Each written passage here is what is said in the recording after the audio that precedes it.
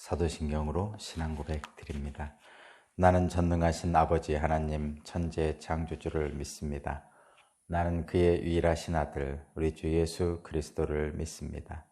그는 성령으로 잉태되어 동정녀 마리아에게서 나시고 본디오 빌라도에게 고난을 받아 십자가에 못 박혀 죽으시고 장사된 지 사흘 만에 죽은 자 가운데서 다시 살아나셨으며 하늘에 오르시어 전능하신 아버지 하나님 우편에 앉아 계시다가 거기로부터 살아있는 자와 죽은 자를 심판하러 오십니다. 나는 성령을 믿으며 거룩한 공교회와 성도의 교제와 죄를 용서받는 것과 몸의 부활과 영생을 믿습니다. 아멘. 찬송가 453장입니다. 453장.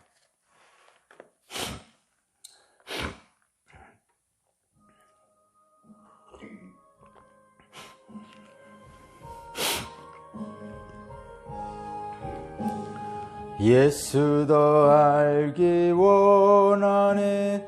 크고도 넓은 은혜와 대속해 주신 사랑을 간절히 알기 원하네. 내 평생의 소원, 내 평생의 소원, 대속해 주신 사랑을 간절히 알기 원하네. 성령이 스승되셔서 진리를 가르치시고 거룩한 뜻을 깨달아 예수를 알게 하소서.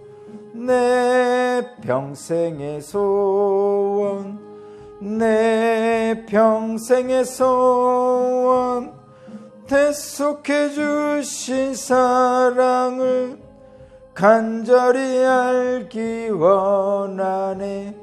성령의 감화 받아서 하나님 말씀 배우니 그 말씀 한 절 한 절이 내 맘에 겨운대도다. 내 평생의 소원, 내 평생의 소원, 대속해 주신 사랑을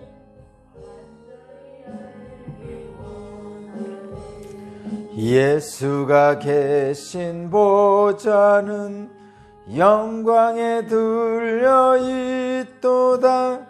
평화의 왕이 오시니 그 나라 왕성하도다. 내 평생의 소원, 내 평생의 소원, 대속해 주신 사랑을 간절히 알기 원하네. 아멘.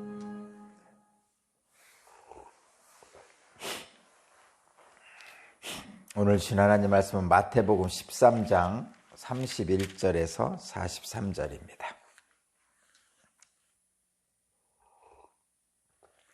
마태복음 13장 31절에서 43절의 말씀을 제가 봉독하겠습니다. 예수께서 또 다른 비유를 들어서 그들에게 말씀하셨다. 하늘나라는 겨자씨와 같다. 어떤 사람이 그것을 가져다가 자기 밭에 심었다. 겨자씨는 어떤 씨보다 더 작은 것이지만 자라면 어떤 풀보다 더 커서 나무가 된다. 그리하여 공중의 새들이 와서 그 가지에 깃들인다. 예수께서 또 다른 비유를 그들에게 말씀하셨다. 하늘나라는 누룩과 같다. 어떤 여자가 그것을 가져다가 가루 서말 속에 살짝 섞어 넣으니 마침내 온통 부풀어 올랐다. 예수께서 이 모든 것을 비유로 무리에게 말씀하셨다. 비유가 아니고서는 아무것도 그들에게 말씀하지 않으셨다. 이것은 예언자를 시켜서 하신 말씀을 이루시려는 것이었다. 나는 내 입을 열어서 비유로 말할 터인데 창세 이래로 숨겨둔 것을 털어놓을 것이다. 그 뒤에 예수께서 무리를 떠나서 집으로 들어가셨다. 제자들이 그에게 다가와서 말하였다. 밭의 가라지 비유를 우리에게 설명하여 주십시오. 예수께서 말씀하셨다.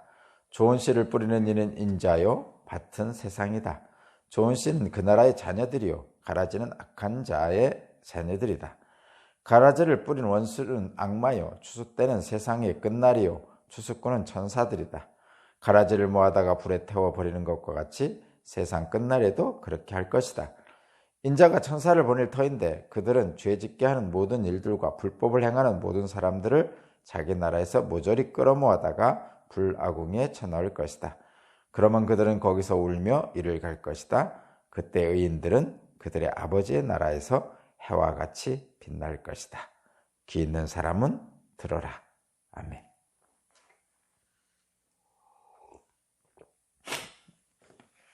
오늘 말씀의 제목은 하나님 나라가 유일한 소망입니다. 하나님 나라가 유일한 소망입니다. 라는 말씀의 제목으로 말씀을 함께 나누겠습니다.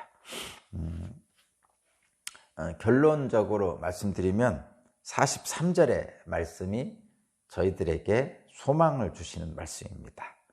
43절을 보면 그때 의인들은 그들의 아버지의 나라에서 해와 같이 빛날 것이다. 이렇게 결론을 짓고 있거든요.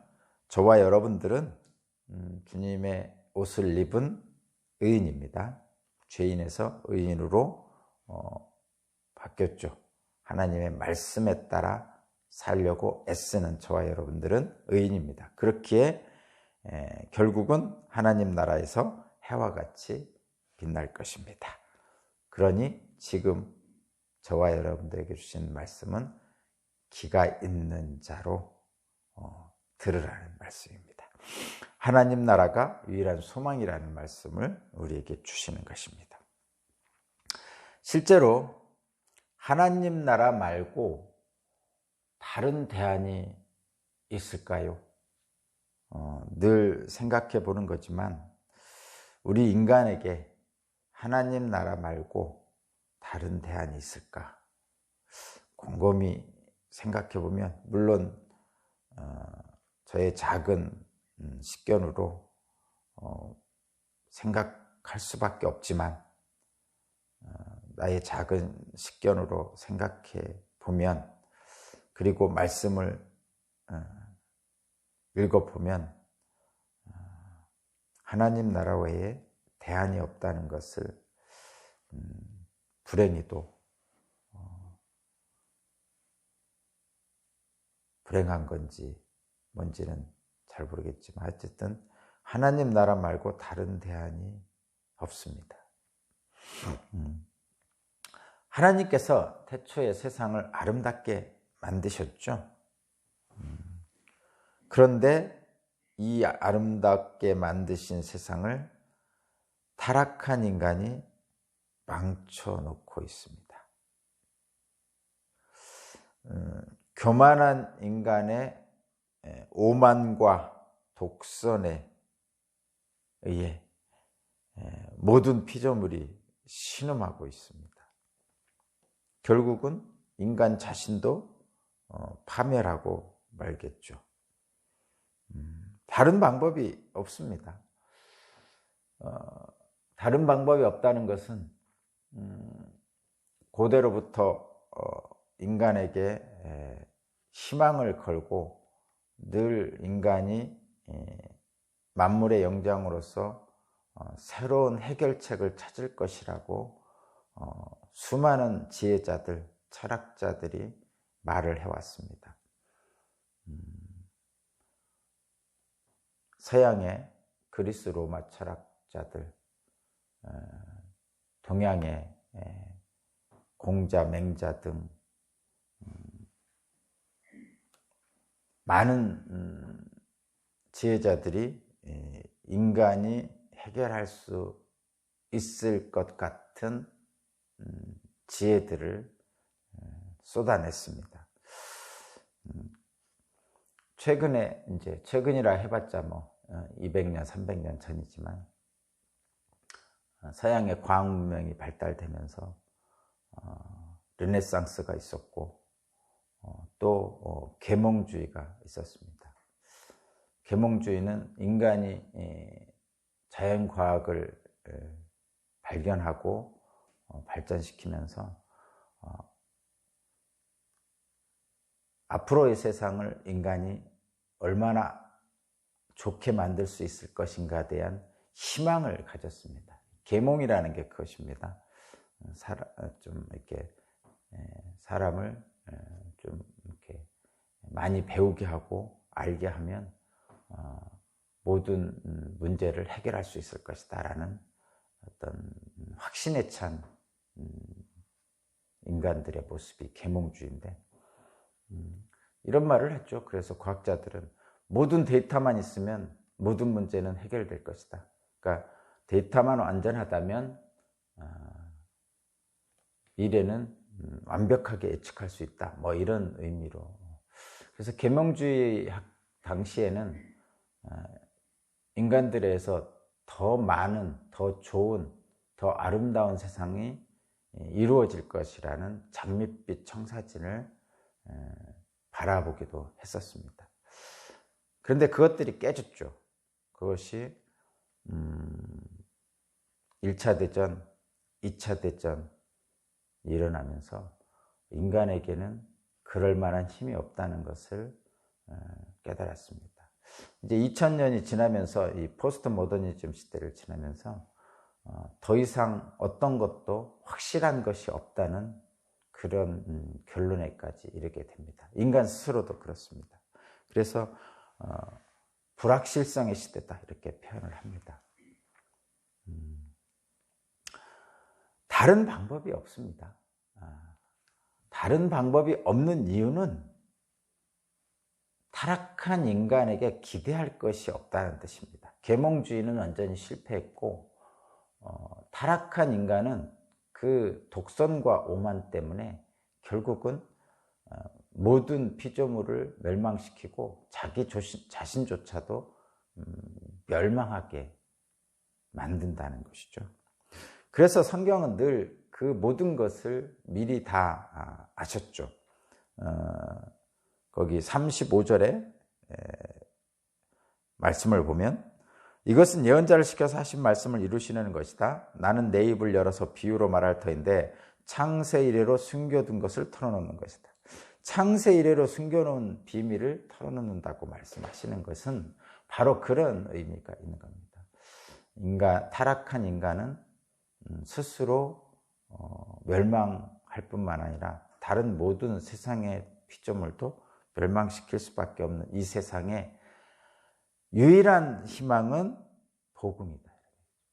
복음만이 유일한 희망입니다.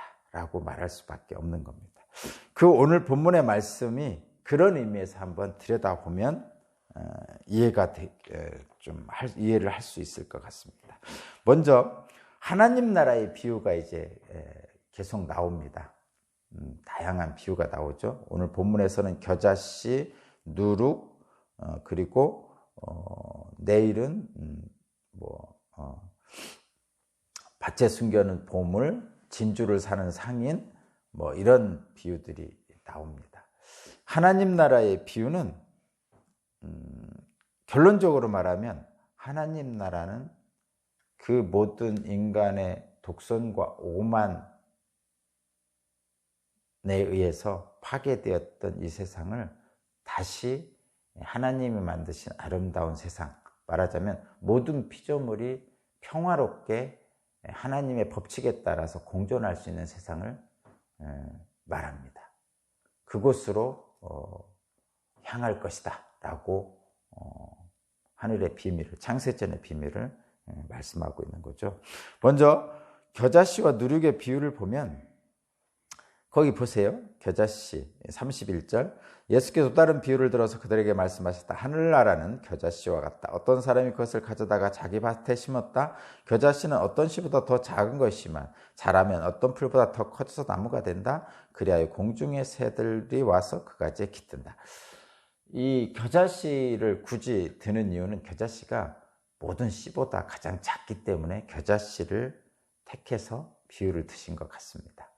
근데 가장 작은 것인데도 불구하고 심겨져 자라나서 변화를 겪게 된다는 거죠. 사실 저는 겨자씨 자란 것을 잘 모릅니다. 겨자씨도 제가 본 적이 있나 없나 기억도 가물가물할 정도입니다. 근데 제가 아는 가장 작은 씨는 뭐 좁쌀 뭐 이런 건데 모르겠습니다. 어쨌든 겨자씨가 심겨져서 자라서 나무가 된다고 이렇게 표현했죠. 근데 겨자씨가 나무입니까? 풀이죠. 제가 잘 모르겠지만 겨자씨는 풀인데 나무라고 표현하고 있어요. 이게 이런 것이죠. 겨자씨가 자라면 그냥 풀이겠죠. 이만한 풀. 근데 나무가 돼서 새들이 깃들 정도까지 된다는 얘기는 변화가 일어나는 거죠. 그러니까 겨자씨가 그냥 자라는 것, 그것은 물리적 변화입니다. 어떤 외형적 변화를 얘기하는 거고, 겨자씨가 자라서 나무가 된다는 것은 질적 변화를 얘기합니다. 전혀 다른 것으로 바꾸는 거죠. 겨자씨는 자라면 그냥 겨자 풀이 되는 것이 일반적인 외형적인 물리적인 변화입니다. 그런데 하나님 나라는 그런 외형적인 물리적 변화를 뛰어넘는 질적 변화가 일어난다는 말씀으로 해석해도 무리가 없을 것 같아요. 그러니까 겨자씨는 겨자씨 같은 아주 작은 것, 그런 작은 씨 같은 씨를 상징적으로 표현했지만 그것이 심어져서 겨자 풀로 끝나는 것이 아니라 질적인 변화를 거쳐서 나무처럼 큰 나무가 된다는 얘기죠. 그리고 결과적으로 큰 나무가 된 이 하나님 나라는 공중의 새들이 와서 깃들 수가 있다는 거죠. 그런 의미가 있습니다. 저희 교회 주변에 이쪽 앞쪽도 그렇고 저쪽 뒤쪽도 그렇고 새들이 엄청나게 많이 깃들여 있는 숲이 있어요. 정말 작은 숲이지만 대나무 숲이 하나 있고 저쪽 밑에는 나무 숲이 있습니다. 평상시에 이 대나무 숲은 참새들 같은 새들이 엄청 많이 들어가 있습니다. 소리가 얼마나 지저귀는 소리가 큰지 탱크 소리만큼 큽니다. 그래도 탱크 소리나 자동차 소리처럼 소음이 아니고 자연의 소리로 오히려 마음이 맑아지는 소리입니다. 새벽에 또는 아침에 또는 새벽에, 그러니까 어스름하게 해가 뜰 때쯤 돼서 저쪽 나무숲 쪽을 바라보면 그쪽에서 새들이 푸드덕거리면서 한 10마리 또 푸드덕거리면서 10마리 하면서 날아가는데, 그러니까 밤새 잠을 자다가 날이 새면서 이제 깨나 봐요. 그래서 푸드덕거려서 한 10마리 날아가고 푸드덕거려서 한 10마리 날아가고 이렇게 합니다. 그것을 한 7, 8번 계속 하는 것 같아요. 그러니까 그 안에 참 많은 새들이 깃들여 있다는 거죠. 그 겨자씨가 자라서 나무가 돼서 새들이 깃든다는 것은 어쩌면 그런 것을 보고 예수께서 이 비유를 드신 게 아닌가 생각이 들 정도입니다. 평화롭고, 근데 그 속에 깃들여 있는 새들의 종류가 아주 다양합니다. 날아가는 거 보면 참새도 있고 비둘기도 있고 뭐 알 수 없는 종류의 새들이 다양하게 있습니다. 근데 날아갈 때 보면 꼭 같은 종류끼리 날아가더라고요. 그건 잘 모르겠습니다. 왜 그런지는. 어쨌든 오늘 말씀의 핵심은 그겁니다. 하나님 나라는 겨자씨와 같은 아주 작은 씨에서부터 시작하지만 결과적으로는 질적인 변화로 나무같이 크게 자라서 그 안에 세상의 모든 것들을 포용할 수 있는, 깃들 수 있는 그런 곳이다라는 거죠. 그래서 하나님 나라는 모든 피조물의 소망입니다. 누룩도 마찬가지입니다. 거의 비슷한 건데 33절 보면요. 예수께서 또 다른 비유를 그들에게 말씀하셨다. 하늘나라는 누룩과 같다. 어떤 여자가 그것을 가져다가 가루 서말 속에 살짝 섞어 넣으니 마침내 온통 부풀어 올랐다. 반죽을 해서 누룩을 살짝 넣으면요, 갑자기 반죽이 부풀어 오르죠. 그래서 반죽이 처음 것보다 훨씬 커지게 된다는 말씀입니다. 뭐 겨자씨가 나무가 된다는 것과 같은 의미로 보시면 되겠습니다. 그러시면서 34절, 35절을 말씀하시죠. 그 비유로 말씀하시는 이유를 얘기하는 겁니다. 근데 이것은 귀 있는 자는 들으라는 의미입니다. 저기 43절의 마지막에 귀 있는 사람 들어라 그러잖아요. 그런 것처럼 비유로 말씀하시는 이유는 귀 있는 자는 좀 들어라 이런 얘기죠. 묵상하면 비유를 깨달을 수 있다는 얘기입니다. 그리고 귀 있는 자는 저와 여러분 같은 믿음의 사람들입니다. 복음을 받아들인 사람들이죠. 그리고 36절부터는 앞에 나왔던 가라지 비유를 설명하시는데 여러분 다 아시는 겁니다. 거기 좋은 씨를 뿌리는 사람은 예수님이고 밭은 세상이고 이렇게 쭉 하죠. 가라지는 악한 자들이고 이렇게 쭉 합니다. 그러다가 마지막에 세상 끝날에는 가라지를 모아다가 불에 태워버릴 것이다. 이렇게 하면서 마지막에 그러나 의인들은 하나님 나라의 해와 같이 빛날 것이다. 이렇게 결론을 맺고 있는 거죠. 자, 하나님 나라 말고 다른 대안이 있습니까? 없습니다. 하나님 나라가 우리의 유일한 소망입니다. 다만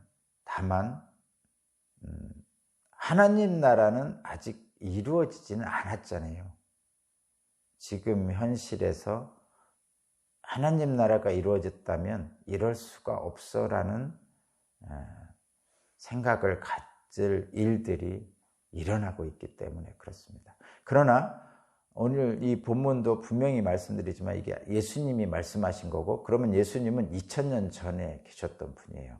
그렇다는 얘기는 이 말씀을 선포할 당시에 예수님은 이미 하나님 나라를 상상하고 계신 거죠. 그리고 실제로 예수님이 가시는 곳곳마다 눈먼 자가 눈을 뜨고 다리 저는 자가 일어나고 귀신이 쫓겨나고, 그래서 그 사람들이 사람답게 살 수 있도록 치유해 주셨어요.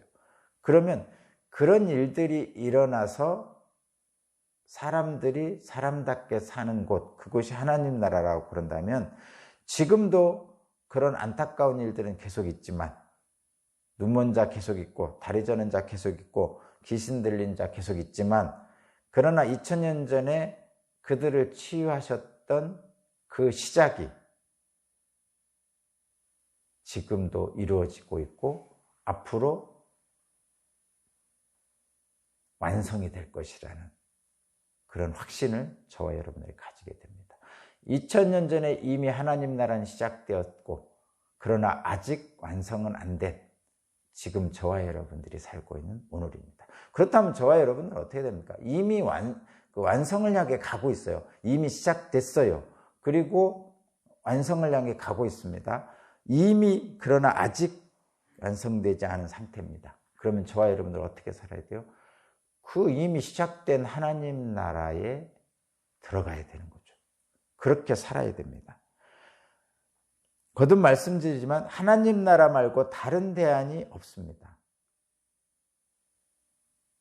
어젯밤에 일본에서 진도 7.3의 지진이 일어나서 사람들을 공포에 떨게 만들었죠. 그것뿐입니까? 미세먼지가, 제가 어렸을 때는 상상할 수도 없었던 미세먼지 때문에 마스크 써야 되고, 또 코로나 때문에 마스크 써야 되고, 또 상상할 수 없는 기상이변들 때문에 태풍, 장마, 폭설, 온난화, 뉴스 하나 보니까 엊그제 뉴스에는 북극점이 녹아서 옛날에는 얼음 위에 꽂혀있던 북극점 깃발이 물 위에 떠 있다고 합니다. 그러니까 그 모든 악화일로에 있는 일들이 인간의 오만과 독선에 의해서 만들어지고 있다는 것이죠. 그래서 인간 자체에게는 희망이 없습니다. 하나님 나라만이 소망이 있는 거죠. 그러면 어떻게 하면 됩니까? 이미 2000년 전에 시작된 하나님 나라를 저와 여러분들은 우리 각자의 삶에서 사는 거죠. 그것이 바로 의인입니다. 43절에 나오는 저와 여러분들은 하나님 나라의 소망을 갖고 하나님의 말씀대로 살려고 애쓰는 의인입니다. 그렇기 때문에 하나님 나라의 소망이 아직도 있는 것이고, 비록 지금 타락한 인간들이 사는 이 세상이 소망이 없지만 하나님을 믿는 믿음의 사람들, 의인들 때문에 소망이 있게 되는 것이죠. 너무 지나치게 마지막 때를 상정하고 모든 것을 버리고 모여 살아야 된다든가 휴거해야 된다든가 이런 것을 말씀하는 게 아니죠. 오늘 본문 말씀의 대표적인 게 그 32절, 겨자씨가 자라서 나무가 되고 무엇을 한다는 거냐면 그 나무에 모든 새들이 깃들리는 거죠. 그러면 저와 여러분들은 겨자씨 같은 작잖아요. 나 하나는 작습니다. 아무도 관심을 써주지 않을 정도로 작습니다. 겨자씨 하나만큼. 그런데 내가 믿음의 복음을 가지고 살면 나무가 되고, 나 자신이 질적 변화로 나무가 되고, 그 안에 새들이 깃드는 그런 평화로운 하나님 나라를 주신다는 겁니다. 그렇기 때문에 이미 이루어지기 시작했고, 그러나 아직 완성되지 않았지만 저와 여러분들이 가는 곳곳마다 쉴만한 물가요 푸른 초장이 될 수도 있다는 것을 오늘 하나님께서 말씀해 주시겠습니다. 귀 있는 사람은 들으라는 표현을 그런 말씀으로 받아들이면 좋겠고, 복음은 진리고 복음을 믿어야 되고, 그래서 복음은 이 악한 세상을 끝내고 평화로운 하나님 나라를 이룰 것이다. 그리고 그 하나님 나라는 모든 것을 포용하고 덮을 것이다 라는 것이 저와 여러분들의 소망입니다. 그 소망을 붙들고 오늘 또 힘차게 또 담대하게 악한 세상에 맞서 싸워 승리하시기 바랍니다. 기도드리겠습니다. 은혜로우신 하나님 감사합니다. 하나님 나라를 소망합니다. 그 하나님 나라를 소망하는 속에서 나의 삶을, 내가 해야 될 일을 생각해 봅니다. 어떻게 내가 살아야 됩니까? 하나님 나라의 소망을 두고 하나님의 말씀하시는 그곳을 향해 나가길 원합니다. 오늘도 사랑하라 말씀하신 주님의 말씀이 나를 사무치게 합니다. 내가 먼저 사랑하고 내가 더 사랑하겠습니다. 인간의 오만과 독선에서 예수 그리스도의 겸손과 온유를 따라 살기를 원합니다. 주님, 나를 붙잡아 주시고 내 주변에 있는 사람들에게 하나님의 선한 영향력을 미칠 수 있도록 능력으로 붙잡아 주옵소서. 특별히 오늘 주일입니다. 거룩한 주일, 주님의 말씀의 권능과 능력으로 악한 세상에서 힘들어하고 고통받는 주님의 자녀들 위로하여 주시고 새 힘을 주시옵소서. 새로운 하나님 나라의 소망을 허락하여 주옵소서. 감사드리며 예수 그리스도 이름으로 기도합니다. 아멘. 주님 감사합니다. 453장 찬양 드리고 기도드리겠습니다. 가사를 생각하면서 예수 더 알기 원하네. 크고도 넓은 은혜와 대속해 주신 사랑을 간절히 알기 원하네. 내 평생의 소원, 내 평생의 소원, 대속해 주신 사랑을 간절히 알기 원하네. 성령이 스승되셔서 진리를 가르치시고 거룩한 뜻을 깨달아 예수를 알게 하소서. 내 평생의 소원, 내 평생의 소원, 대속해 주신 사랑을 간절히 알기 원하네. 성령의 감화 받아서 하나님 말씀 배우니 그 말씀 한 절 한 절이 내 맘에 겨운데도다. 내 평생의 소원, 내 평생의 소원, 대속해 주신 사랑을 간절히 알기 원하네. 예수가 계신 보좌는 영광에 둘려 있도다. 평화의 왕이 계시니 그 나라 왕성하도다. 내 평생의 소원, 내 평생의 소원, 대속해 주신 사랑을 간절히 알기 원하네. 네, 오늘 말씀을 생각하면서 기도하기를 원합니다. 하나님 나라가 유일한 소망입니다. 세상이 아무리 타락하고 어렵고 쉽지 않은 세상이지만 저와 여러분들에게는 주님이 계시고 하나님 나라의 소망이 있기에 살 수 있습니다. 오늘도 내가 먼저 사랑하고 내가 더 사랑하는 하나님을 믿는 믿음의 사람들이 되기를 원합니다. 간절히 원하는 마음을 가지고 주님께 기도하겠습니다. 은혜와 자비가 풍성하신 하나님 아버지 감사합니다. 오늘 하나님 나라의 말씀을 허락하셨습니다. 비유로 말씀하신 이유도 말씀하셨습니다. 주님께서 가라지를 어떻게 하실지도 말씀하셨습니다. 우리는 주님을 믿는 믿음의 사람입니다. 주님의 말씀에 따라 살기에 의인이라고 주님께서 우리를 칭해 주셨고 우리는 하나님 나라의 소망을 갖고 삽니다. 귀 있는 자는 들어라라고 말씀하신 그 귀를 듣고 귀를 열고 듣겠습니다. 복음만이 유일한 소망이고 그 복음을 통해서 하나님 나라가 이루어짐을 다시 한번 알게 하셨습니다.